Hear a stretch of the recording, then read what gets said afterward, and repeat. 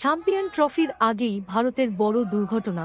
প্যান্টের হাঁটুতে গিয়ে বল লাগে, টিমের সদস্যরা তড়িঘড়ি মাঠে গিয়ে আইস প্যাক দেওয়া থেকে প্রাথমিক চিকিৎসা করেন।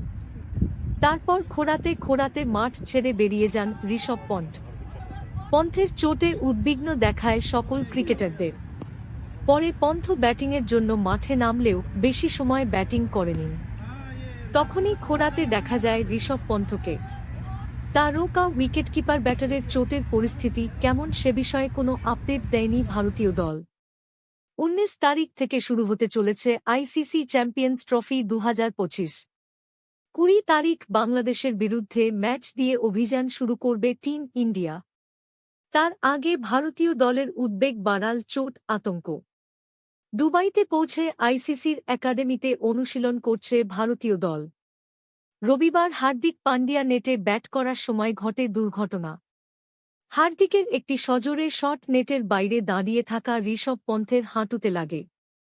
খুব জোরে বল লাগায় যন্ত্রণায় মাঠেই কাতরাতে দেখা যায় ঋষভ পন্থকে। বাঁ পায়ের যে হাঁটুতে গাড়ি দুর্ঘটনার পর দুবার অপারেশন হয়েছিল সেখানেই বল লাগে ঋষভ উইকেটকিপার ব্যাটারের। আপনারা তো জানেন পান্ডিয়ার গায়ে জোর কত।